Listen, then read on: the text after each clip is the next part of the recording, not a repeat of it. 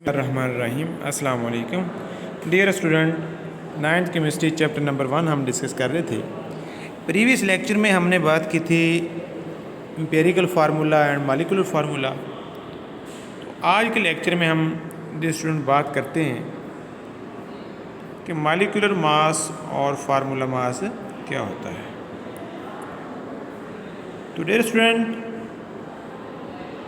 Molecular mass और formula mass के बारे में हम डिस्कस करते हैं। तो अगर हम डिफाइन की तरफ चलें तो हमारे पास मॉलिक्यूलर फार्मूला जो है वो sum of atomic masses of all the atom present in one molecule of molecular substance, कि हमारे पास जो है तमाम एटम्स का सम है, एटॉमिक मासेस का सम है जो एक मॉलिक्यूलर कंपाउंड के अंदर जो है वो मौजूद होते हैं। फॉर एग्जांपल अगर हम बात करें मॉलिक्यूलर मास ऑफ क्लोरीन का जो है हमारे पास Cl2, क्योंकि ये मॉलिक्यूल जो है जिसमें हमारे पास जो है बॉन्ड जो है कोवलेंट होता है वो मॉलिक्यूल कहलाता है, तो वो हमारे पास 71 होता है, क्योंकि 35.5 AMU जो है एक क्लोरीन का होता है।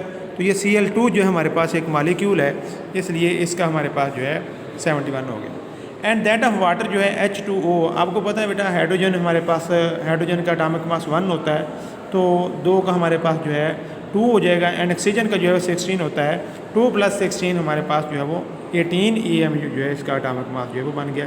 इसी तरीके से कार्बन डाइऑक्साइड की हम बात करें तो कार्बन का 12 एंड हमारे पास 2 ऑक्सीजन है, उनका 32 और 12 हमारे पास 44 जो है एटॉमिक मास जो है मॉलिक्यूलर मास जो है वो बन गया। इसी तरीके से हमारे पास एक एग्जांपल गिवन है। इस एग्जांपल में हमारे पास वो कहता है जी calculate the mass molecular mass of nitric acid HNO3, कि HNO3 हमारे पास जो है इसके आपने मॉलिक्यूलर मास मालूम करना है। तो स्टूडेंट हमारे पास यहाँ पे अगर हम नंबर ऑफ़ एटम्स की बात करें तो H के नंबर ऑफ़ एटम 1 है, हाइड्रोजन के 1 है, नाइट्रोजन के 1 है, ऑक्सीजन जो है उसके 3 एटम्स हैं। इसलिए हम क्या करेंगे, 3 को जब हम एटॉमिक मास इसका हाइड्रोजन का 1 होता है, atomic mass of nitrogen 14 AMU होता है, इसी तरीके से एटॉमिक मास ऑफ ऑक्सीजन जो है वो 16 AMU होता है। तो मॉलिक्यूलर फार्मूला जो है HNO3 है। तो हमने क्योंकि सम करना है तो तमाम एटम्स का एटॉमिक मास को सम कर लेना है। तो नंबर 1 पे हमारे पास, क्योंकि यहाँ पे 1 लिखा हुआ है, क्योंकि हाइड्रोजन हमारे पास 1 है, इसलिए 1 को मल्टीप्लाई कर देंगे उसके एटॉमिक मास से और प्लस करेंगे 1 और hydrogen atomic mass of nitrogen, और इसी तरीके से हमारे पास 3 एटम है ऑक्सीजन के, तो 3 को मल्टीप्लाई कर देंगे आप एटॉमिक मास ऑफ ऑक्सीजन। तो जब हम इसको राइट करेंगे तो हमारे पास 1, इसी तरीके से हमारे पास 14, इसी तरीके से हमारे पास 16, और जब हम इन सब को प्लस करेंगे तो हमारे पास 63 AMU बन जाएगा। तो हमारे पास ये था मॉलिक्यूलर मास क्या होता है, मतलब मॉलिक्यूलर सब्सटेंस वो होते हैं जिनके अंदर कोवलेंट बॉन्ड पाया जाता है, तो वो मॉलिक्यूल की फॉर्म में एग्जिस्ट करते हैं।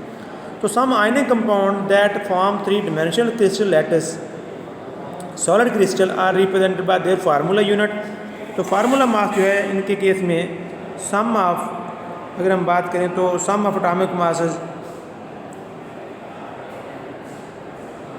तो हमारे पास सम of atomic masses of all the atoms present in one formula unit of substance.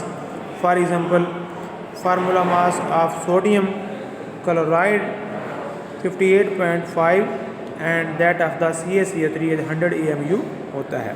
तो डियर स्टूडेंट, हमारे पास आयनिक कंपाउंड जो होते हैं, यू नो दैट के उनके हमारे पास फार्मूला यूनिट होते हैं, तो उनका मॉलिक्यूलर मास नहीं होगा बल्कि उनका फार्मूला मास होगा। तो वो फार्मूला मास जो है actually is the sum of atomic mass of all the atom present in one formula unit of a substance.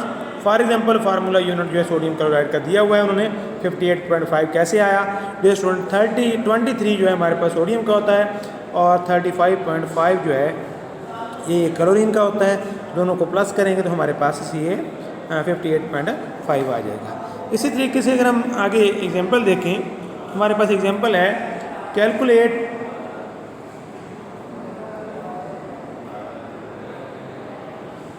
हाँ जी, calculate the formula mass of potassium sulphate. तो फार्मूला मास जिस जगह पे आ गया तो अंडरस्टूड बात है वो हमारे पास आयनिक कंपाउंड होगा। तो इसमें सबसे पहले डियर स्टूडेंट हमारे पास एटॉमिक मास ऑफ पोटाशियम है वो 39 होता है। इसी तरीके से हमारे पास एटॉमिक मास ऑफ सल्फ़र है, ठीक है, ये 32 होता है। इसी तरीके से एटॉमिक मास ऑफ ऑक्सीजन है, ये हमारे पास 16 AMU होता है। इस तरीके से फार्मूला यूनिट की बात करें तो K2SO4। अब यहाँ पे गौर करें कि पोटाशियम के हमारे पास 2 एटम है, इसलिए 2 को हम 39 से मल्टीप्लाई करेंगे। इसी तरीके से सल्फ़र का हमारे पास 1 है, इसलिए हम इसको 32 से 1 को मल्टीप्लाई कर देंगे। और ऑक्सीजन के हमारे पास 4 एटम्स हैं, इसलिए हम 16 को मल्टीप्लाई करेंगे तो ये हमारे पास 64 आ जाएगा। सबको हम प्लस करेंगे तो हमारे पास 174 जो है ये एटॉमिक मास यूनिट आ जाएगा। तो डियर स्टूडेंट हमारे पास ये मालिक्यूल मास की डिफ़ाइन, उसके बाद एग्जांपल करेंगे। इसके अलावा 1.2 एग्जांपल जो है इंपॉर्टेंट एग्जांपल है। इसी तरीके से फार्मूला मास की आप डिफ़ाइन करेंगे, उसके बाद इसकी एग्जांपल पुट करने के बाद आप इसकी ये एग्जांपल जो है 1.3 जो है ये पेपर पे सॉल्व करेंगे। तो डियर स्टूडेंट ये हमारा आज का टॉपिक था। तो आप अच्छे तरीके से इसको लर्न कीजिएगा और इसको अपने नोटबुक के ऊपर राइट कीजिएगा। अल्लाह हाफिज़।